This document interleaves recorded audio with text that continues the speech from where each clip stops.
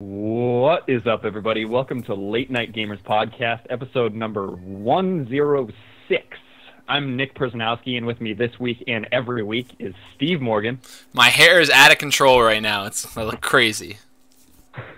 Tim Madden. I am not in my usual spot, and this feels weird. And Charles Caldwell. Breeze Darby. Charles was watching the X-Files and forgot that we were recording. Guilty. we're sitting here for 15 minutes like, who the fuck is Charles right now? It's fine. At least it was a good X-Files episode. Are you watching the first episode or the second one? Or third one? The third one. Okay, so the lizard guy? Yeah. Okay. I don't want to give away too much on that one, but... I still need to watch the first one. It's sad, I know. Yeah, you should. It's really good. Yeah, The first two episodes are like... The first two episodes are super serious, and then the third one is definitely like kind of a humorous, jokey episode, but it was really good. So what's going on with everybody? Tim's at his... Are you at your in-laws? I am at my in-laws. Yeah, I think literally every single television in the house is on. I'm just holed up in the extra bedroom. It's perfect. Yeah. Can expect a random special guest to just like appear on the podcast. I'm sure someone will be reaching around and like grabbing something in here shortly. Anybody else? Anybody else got anything exciting going on? Taxes? Oh god, I got all my Yeah, I gotta do mine too. We just barely got our W-2 and all the student loan interest statements. Oh god. Yeah, gross. It's a turd. Oh yeah, I haven't never done that. Didn't you get like money back from all that stuff, technically? Yeah, you can claim up to $2,000 of it. Wait, that's just interest though, right? Not Yeah, it's just interest, yeah. which is like yeah, I guess I don't have enough loans. My interest is probably like $50 a year or something. Yeah, screw you. might be in the hundred. Actually, might be in the hundreds. So it's probably not Yeah, sure. I'm pretty sure we paid like $6,000 in interest Oh last year. my god, that's Yeah. so bad. It's ridiculous. Yeah, I'm pretty sure mine's That yeah, 5% on. It's probably in the hundreds, but still, that's crazy. Yeah, I mean, if I paid for MIT the whole time I was here, it'd be like thousands of dollars every like day because. Oh yeah. No, like that's definitely the way to do it. If you're gonna go to higher education beyond just like your undergraduate, like just get it for free if you can anyway. Yeah, unless you're gonna be a doctor or a lawyer, and you're pretty much screwed. Actually, lawyer's not as bad. I'm sure you can get a firm to pay for you. Doctors have like $250,000 in debt. That's crazy. It's crazy. That's Yeah. insane. No thanks. I don't want that. Yeah, so I'm going to Switzerland next week. We were talking about it earlier. So I'm not sure how we're going to record the podcast. I might be recording remotely from the other side of the planet. You probably have the best connection out of all of us. Yeah, probably. No, I'm going to be in this like little tiny town. It looks like something from Hostel. I'm never going to survive. I'm going to be on like the shittiest Wi-Fi ever. You're gonna come home with your Achilles tendon slit. Hey, if I get back with them slit, that's probably better than what happened. Actually, that's what happened to that guy, right? Mm-hmm. It's true. Forgot that he got out of that. Yep, he did. As long as I have my eyeball Walk intact. very well, but Yeah. Yeah, so we'll see. I'm not really banking on anything. I'm not banking on anyone speaking English or my internet even like I might be on like 3G Wi-Fi. So we'll see. excellent.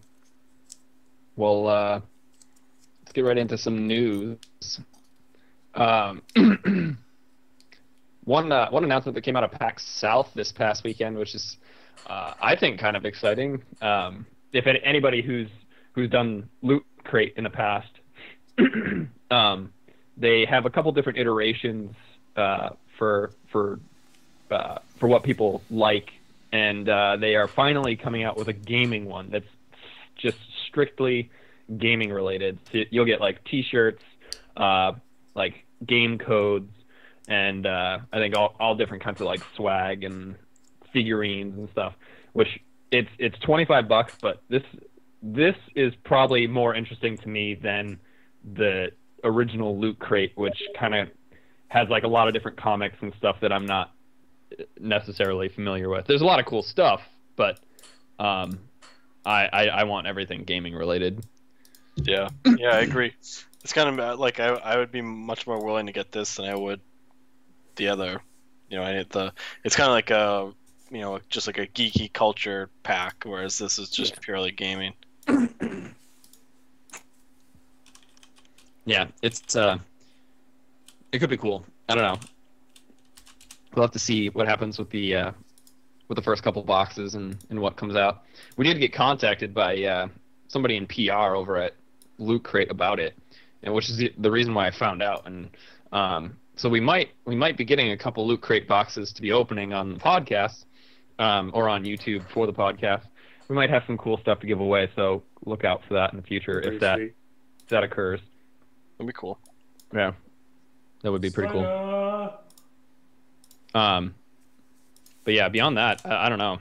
I did Loot Crate for a while, and I enjoyed it a lot. I got a lot of cool T-shirts from it. I'm not actually wearing one right now. This is my Army of Darkness T-shirt, but yeah, I think gaming would be. I feel like there are definitely enough franchises that they could, pull things from and have people be super interested in it. It's a little bit more expensive than the other one, but oh well, I'd pay for it. This is similar to like the Humble Bundle monthly thing that I keep like almost getting, which is like they're like right now it's like $12 a month and you get like 6 games. I'm guessing it's similar to that. And then like so this week they're starting to preview games. Like they have Alien Isolation as one of their games. So oh nice, it's like a full game, which is like pretty sweet. Not like, 'cause a lot of their stuff's like indie, and so it's like $5-10 games anyways. So. Yeah, I think that's a cool concept, especially if you're lazy like me. You just like want someone to hand you things, Yeah, well, my thing is I like getting presents, and I don't like knowing what they are. So it's true. It's like a present every month that you get, and it's like, okay, sweet. It's something I can wear. It's something I can, some sort of knick-knack useless thing I can put on my shelf. Yeah. With all the other useless knick-knack things that I have on my shelf. I had a knick-knack problem for a while. My desk was like literally just knick-knacks. Like I couldn't like type. I had like shuffle knick-knacks out of the way to use my mouse. And it would just be hitting knick-knacks everywhere. And I was like, all right, I gotta tone it down. So I just put them all in a box. And now I'm kind of afraid if I get one of these, I'm just gonna have like so many things. they're gonna pile up. You just need like a shelf. I haven't seen that episode of Hoarders yet where they just go through all like, the video game paraphernalia, but it's coming. I think your audio cut out a little bit, Tim. Just on Skype, I'm assuming, maybe. Who knows? Probably. Kind of sounded like lag. Try now. Technical difficulties. It's okay. He's gonna pantomime the rest of the episode. We'll just like translate for everybody. Well, I'll just go. While Tim's getting that figured out, I'll just continue talking about knickknacks because my Dana is. Well, first of all, my dresser is just like covered in crap, so I had to go through and decide which things could actually be out because it was just like there was no rhyme or reason or like any sort of order to any of it. It was like just a pile of things top of my dresser on, including I just decided I never wanted to put clothes away, so I just kept all of my clothes on top of my dresser rather than putting them in drawers. Yeah, it's like I definitely have the same thing. I just don't buy them, but like when I say someone gives me like, do I have like, I mean, for example, right here I have this Red Sox figurine. It's Mike Napoli. He got like cut. No one even likes him anymore. Just sitting here like because like somebody gave it to me. It's like bobblehead. I'm like, cool, check out this bobblehead.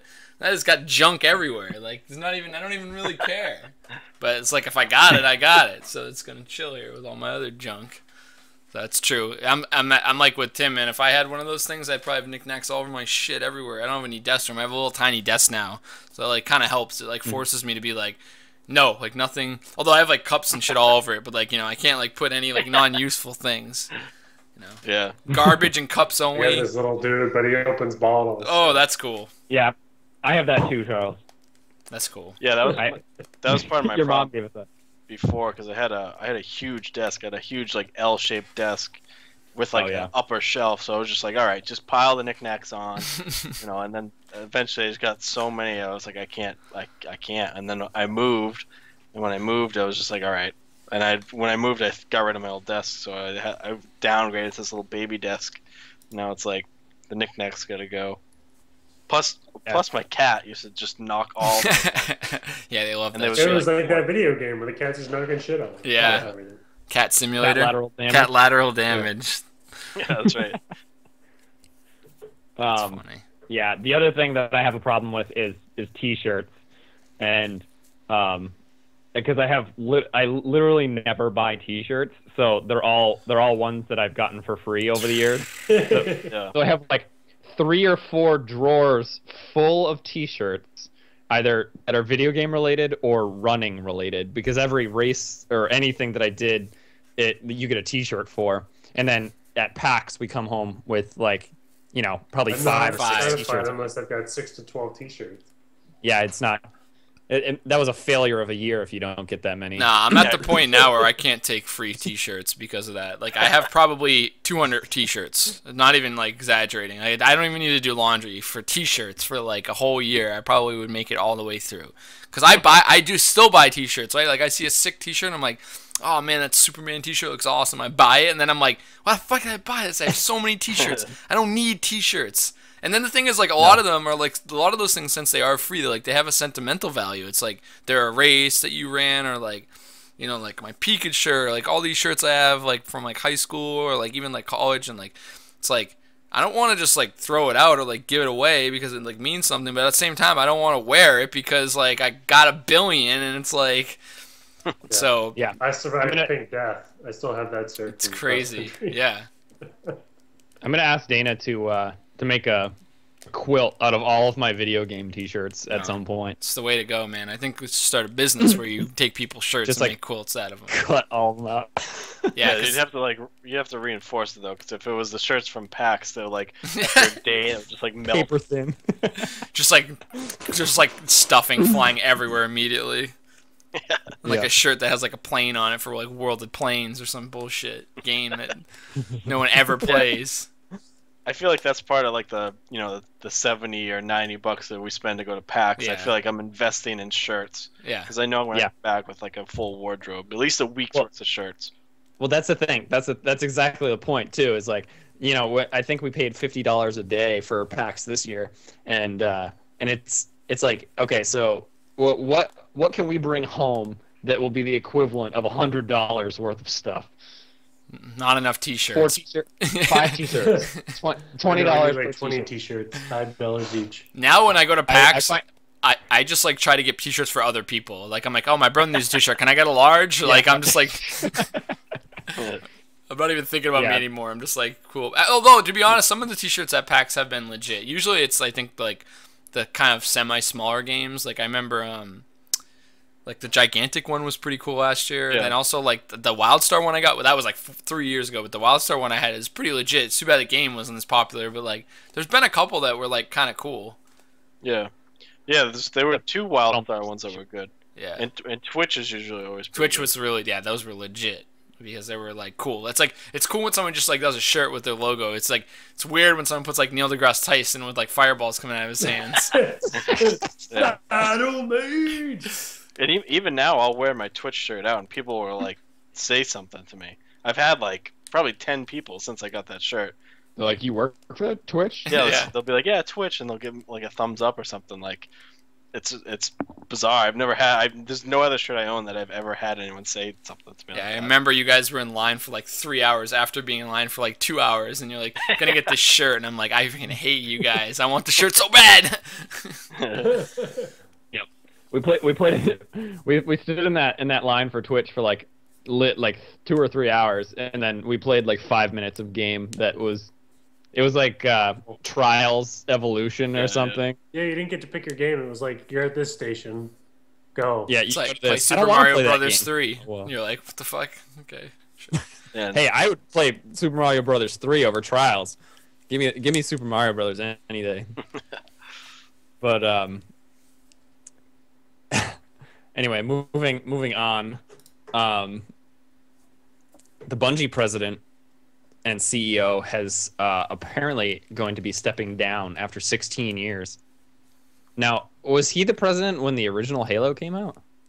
I believe so. So 16 years, that's 2000. So Yeah. yeah, It must have been right around then anyway. yeah, So that's a legacy right there. yeah, for sure. That's a lot. And the guy who's taking over for him joined the company around the same time. So Wow. Oh, good.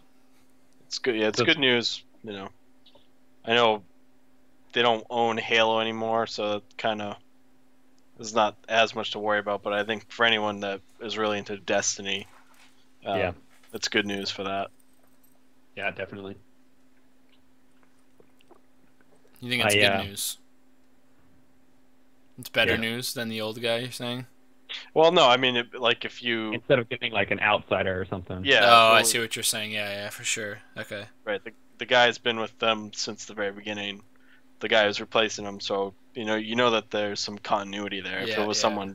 someone new coming in, then you might have to worry about The game being completely changed. Yeah. or the structure changing, or them just taking a different direction. But I guess that's still We're gonna kind of a include Pokemon. concern. Yeah. Battle pets. Everyone gets battle pets. Cosmetics. Hats. Hats. Everyone gets hats from the Cat in the Hat. Okay. Dude, I'm in. You sold me on hats. Yep. So we'll see what this what the new CEO brings. I feel like it'll be good. Like maybe a little change of perspective, especially with their big game being Destiny and not Halo anymore. I don't know. I feel like change of a game, change of a CEO, little changing of the guard, shakes things up a little bit. Yeah. Hopefully it means good things for Bungie and good things for Destiny and other whatever else Bungie is working on. I don't know if they're working on anything else but Bungie or but Destiny at this point. But Yeah. I have not played Destiny at all since it originally came out. I'm actually shocked that people are still playing it. Did you guys ever play it at all? No, I I mean, I only just got a PS4, but for a while it was like still really high on. I kind of gauge games by how many viewers they have on Twitch, and for a long time it stayed probably in the top 10, top 20, but it's slowly fallen. I don't even know where it is now, but definitely not what it used to be. no, the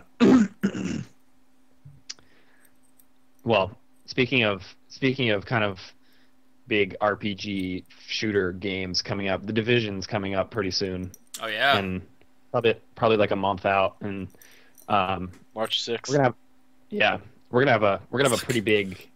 I feel like we have quite. Yeah, you better get on this, Steve. Cause, Yeah, I need to get a PlayStation sounds like- ASAP. There was another deal for like a used one for like like 80 or 90, and I was like, there was controllers, and I was like, and I missed it. So then I was just like, and also there was a deal like yesterday for like PS4 controllers 35, and missed that too. I was like, dang, that's really good. Like if you like mix that with like Tim's deal and you don't pay tax, it's like $200 for a used PS4 with like a brand new controller. That's like amazing. Because that's legit. Yeah, because then the games especially like the thing that kind of sucks, and I'm gonna rant a little bit here, but like the thing that sucks is like all the bundles, the games are like mega cheap now. Like you can get like the Uncharted collection for like $25, like on certain sites, like on deals and stuff. And same thing with like Battlefront's like 30.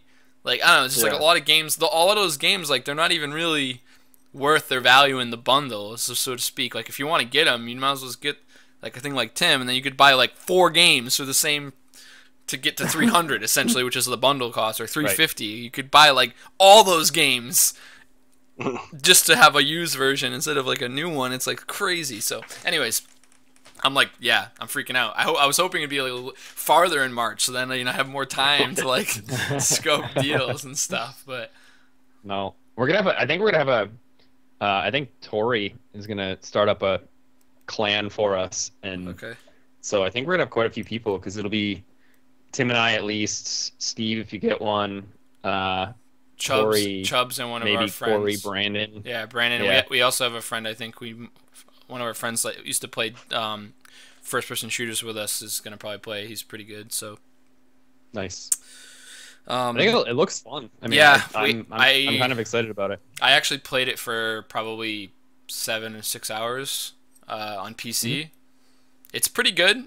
It's to be honest, like I don't have the best computer. It's like gorgeous, like the graphics, the reflections in the ground, the snow, like the interaction with stuff. Like it's really good. It's also like the HUD. I mean, you've probably seen all the videos, but like not just the HUD, but sort of like the way things like overlay on into the world, so to speak. Like there'll be like quest markers or like things in the game that they're just really well done. They're not clunky. They look like really cool. Like they're sort of behind things. Like they have like a dynamic sort of like, you know, they'll be like, oh, this place is something, and it'll kind of pop up. So like that's really cool. The combat is like honestly pretty cool. Like the way you like sort of, it's sort of like Gears of War-ish, where you use the walls a lot. And when you go to like throw a grenade, it like kind of shows you where it's gonna land and who it's gonna hit. And it's got like a Borderlands feel to it, like as far as like the guns you have gear basically, and you have levels and you have skills and you have all the gear has stats. So yeah, it seems sweet. The only thing is like because of that, it's like very Borderlands-ish. Like the aim, like it almost feels like aim isn't super important. Like it definitely matters, like in Borderlands, but like your gear also matters. Like you can just headshot a guy 100 times if you have a crappy gun. He just takes all the bullets to the dome. So it's cool. No, I'm excited. I mean, for a beta, I was pretty excited. The PvP is a little wonky, but it's cool. It's kind of a cool concept. There's like certain zones. Yeah, there's like certain zone where you go, and then if you kill another player, just like anyone can kill anybody. But if you kill somebody, then you sort of get tagged as like a rogue, and then like everyone can kind of get a bonus from killing you, but then they won't go rogue either because you're rogue. So it's kind of cool that like there's a dynamic for like people that are assholes there, sort of get like, you just sort of like there's a drawback to just killing people. I mean, you get levels and from killing people, and so there's some benefit, but you also like have to pay the price. It's kind of like Eve and its structure of like piracy. If you kill another player, a bounty gets put on your head. Yeah, but then like there's another player kills you. Yeah, there's like a cooldown, so it's like, you know, if you kill a guy, you get like a minute and a half. You just kind of get chased by people for like a couple minutes. So I don't know how it will be like higher in the game, or I mean, most of the zones we were doing in like they were low density. I mean, there was probably like 25 people, so that's, you could kill a guy and probably run away and you won't even be found. But anyways, I won't rant about it too much, but it was cool. I was reading about how in the Dark Zone you can, because in the PvP areas there are AI characters. Yeah. So there's still that dynamic going on as well, and apparently like the farther north you travel in the map, the more difficult and powerful the enemies and AI characters get as you go north. So with more of a challenge for like AI character dungeon type base capture sort of stuff, you can travel north, or you can PvP like in some of the lesser AI zones if you just want to go around and knock people. Yeah, it's cool. And there's kind of a cool concept where like and all the items that you get in the PvP zone, you can't actually take them out with you. You have to like call in an airdrop and then kind of like extract them with that. And when you have an item like that, it's sort of like there's an extra sort of like pouch on your backpack, which so you can kind of tell if somebody else has items, and they can tell too. And then like, and when there's an extraction, like it'll kind of like alert the zone, like someone's extracting. And so sometimes you have to defend yourself there. Most of the time, everyone's pretty like much like yo friendly. Like there's all in-game voice, so you can actually hear people like yelling and shit like far away and close. So that's crazy. Yeah, it's kind of. I mean, we were just like in TeamSpeak or whatever and just shut our mics off because then everyone can hear you talk. So it's kind of like a disadvantage to talk in the game. But it's cool. It's got potential. I mean, you have to see. It has like clearly has a dungeon mechanic where there's missions that you can repeat and you can change the difficulty and gives you better drops, and there's rarity and special abilities on guns and stuff. So it's got some cool dynamics to it. So yeah, I mean, I think it'll the way the PvP is set up, I feel like it's really, really important, especially if you want to get like better loot because I think the better loot is probably going to be further north you go. Yeah. As things get more difficult, but that's going to be when it's going to be more important for you to be with a group of 4, co-op players.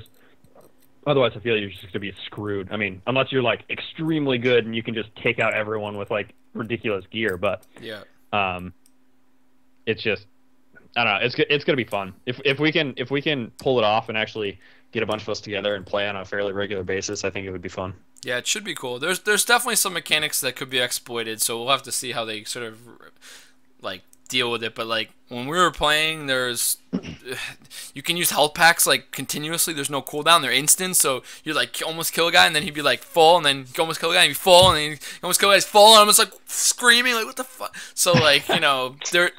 I don't know. I think there might be a limitation on how many you can hold, and so then that's sort of something you have to keep in mind. And I'm not like sort of writing that off as an exploit, but I'm just saying, we'll have to see sort of how the balancing of the game goes, and if it's something that you can like account for. If it's, I don't know, some guys walk in with like an infinite amount of health packs and just never die for like who knows. So right. But it's still, I think overall, like as far as like if you want to base a game on graphics, like mechanics, sort of storyline and all this business, like really nice. It's like a really good start.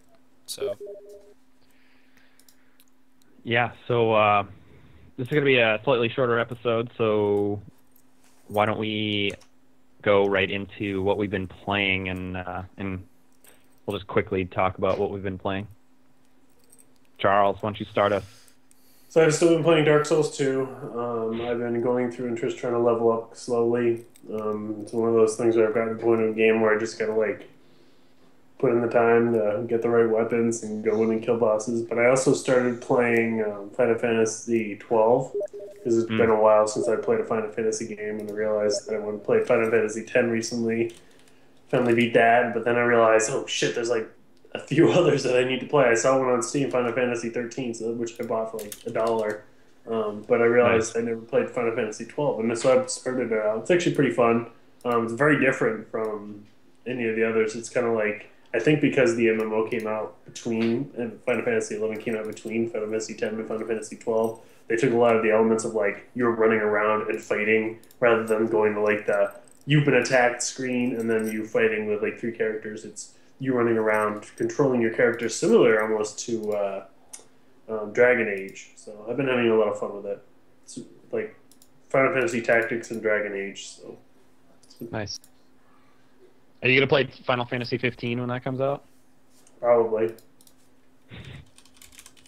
Excellent.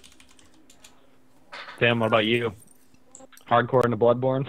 Yeah, well, I've been playing Blade and Soul. I hit the cap, so I've just been grinding. It's like everything is grindy about the game. The end game is just grind. You got to grind zones and instances. So I've been doing that, and I've been playing Bloodborne, and I realize why Charles is as crazy as he is, because those games are like they just drive you nuts. They like seriously are so mind-bogglingly hard, and it's just like you just die. It's rewarding like when you win, but when you finally beat a boss, but it's like you just die over and over again. You die so much, and I've gotten pretty far. I beat the first few bosses. I'm in the Cathedral Ward now, and I have like better weapons. I have this huge axe, and I just got the Ludwig's Holy Blade or something, like a giant sword, and it's pretty cool. It takes a lot of learning all the moves, and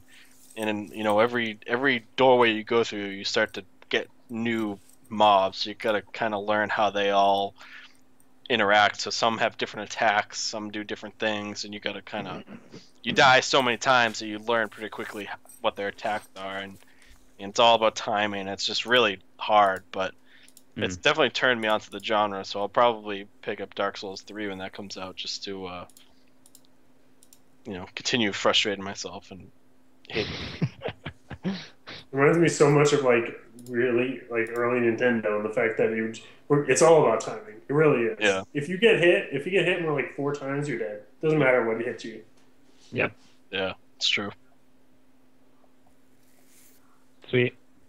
Steve, what you got? Division for a little bit, but mostly Dota. Like right after last week's podcast, they finally came out with it's not a compendium, it's called the Battle Pass. It's like flat $8 and just all these quests in Dota for like hats, and I've been like fucking losing my mind. I probably played Dota for like 40 hours since last podcast. Like I'm not even exaggerating. I pretty much work, play Dota, go to bed, and repeat and rinse and repeat. And then on the weekends I don't work, so I just play Dota the whole damn weekend. Wake up and play Dota till I can't like even blink. My eyes are just like bloodshot and bleeding and shit. And then I'm just like go to bed, and then I wake up and do it all over again. So it's fucking awesome. It's just they keep reinventing sort of how they do it. Like they have all these different like components. They sort of have like these trees. Like if you like to support or carry, there's like a tree of quests on that, and then there's like some set at the end, and it's just like, oh, it's so awesome. And there's like daily heroes. Like basically, I just want like a reason to play the game. So like they could just tell me like try to hit a guy 5,000 times in the game. It might be like in there trying to click it. So I don't know. It's awesome. It's crazy. So I'm like, second we get off this podcast, boom, freaking hit and go. I'm back in it. So anyways, yeah, that's me. Same old things. Nice. I've been finishing up Darksiders 2, which is extremely good. Although it's one of those games where you're like, oh, I must be like right at the end, and then it's like, no, you must go through this other portal, and then you find the Archon, and then he's in the Crystal Spire, and you're like, wait, what? I didn't even know that this other character existed or this other land existed.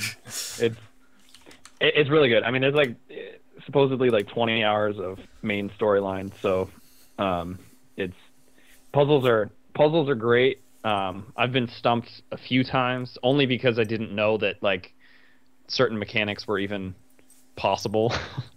Like there's this one part that I was actually talking to Tim, and I couldn't get over this fucking like it was like a ditch, and you had to throw a bomb over the ditch, but so you had to split your body into two, and you had to have one on each side, and then you had to play catch, and I didn't know that was possible, and that was the only reason I couldn't get past it. I was like, are you kidding me? What is happening right now? But no, it's pretty good. I think I am pretty close to the end. Other than that, I've been playing Call of Duty and Black Ops 3, and I picked up Battlefield 4 really cheap because my father-in-law wants to play something other than Black Ops 3. He wants vehicles. He wants to fly jets. So I was like, all right, we'll pick up this game and start playing this. So we'll see how that is. I played it when it first came out, but it was kind of shitty at that point. I think it's gotten better since. But yeah, that's it. I did just start a community on PlayStation 4. It's LN Gamers, because Late Night Gamers was already taken. I should have done this a long time ago and actually like paid attention when it was a thing, because then it got taken. But oh well. LN Gamers is our community on PlayStation 4. So join us, because we're gonna right now it says Fallout 4 is our game, but I don't think any of us are playing Fallout 4. We played it a while ago, but it was the only one that made any sense. It's other because I could only choose the games that I had, so it was like, okay, Rocket League, Darksiders 2, Black Ops 3. I was like, I don't want it. I don't want any of these on there. I'm just gonna put Fallout 4. But the Division, when that comes out, is gonna be the focus game when we're all playing it at the same time, hopefully. So join us there, talk to us, party up, do whatever. And you can find us on our website at www.lngamers.com, Twitter at lngamerpodcast, and you can subscribe to us on iTunes and SoundCloud and Stitcher and probably a million other podcast things that are out there. But you can also find us on the Podbros Network at podbros.com. And and I think that's it. So thank you, everybody, for listening. Thank you, Steve. Thank you, Tim. Thank you, Charles. I'm Nick. This has been Late Night Gamers Podcast, episode number 106. And we'll see you next week. Later. Potentially from Switzerland. Potentially. International. First international podcast. All right, peoples. Closing up a business here. You want to play Dota? Never.